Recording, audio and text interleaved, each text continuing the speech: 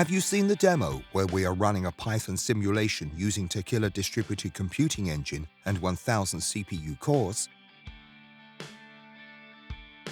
TDCE, along with the 1000 CPU cores, gave our simulation a 926-fold acceleration. So instead of waiting 1.5 days, we got the results in just over 2 minutes. Have you asked yourself, how can I do this in my own Python projects? In your own Python code, identify the area where the execution takes the most time. Often, it is a for loop structure where you call a function many times. You will need to include the Techila package for Python. This package is available at no cost for the users of Techila Distributed Computing Engine.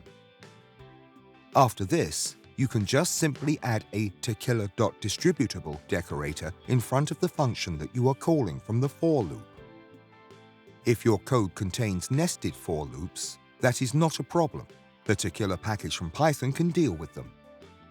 In addition to this, Techila Distributed Computing Engine provides many other great features, such as fault-tolerant scaling without the need to manage resource pools, real-time view of the progress of a simulation, freeing your own computer so that you can focus on other work after starting a run. These features and more are presented in the Techila Distributed Computing Engine with Python user guide. The Techila package for Python is versatile. It offers many options that enable advanced features and control of the performance. One of those is known as callback. Callback has a number of significant benefits. It can be used to specify an operation that will be performed whenever a computational job is completed in the Techila environment.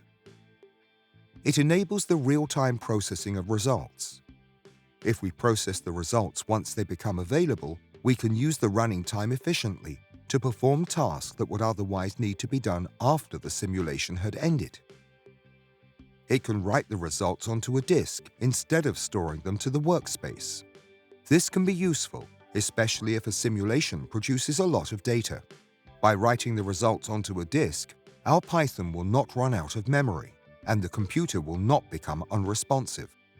Visualization of a run in real time. Let's add a callback that will provide us real-time view of the simulation. The original code calls plotResults to update the figure. Let's add a callback that calls plotResults immediately when there are any new results. As a final step, let's add techila.run in the end of the for loop that we wanted to parallelize. You can now hit the Run button, just as if you were running the code locally.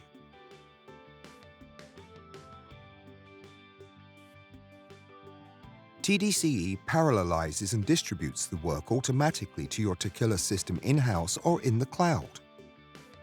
You will receive the results directly to your Python environment, just as if you had run the code locally, only a lot faster.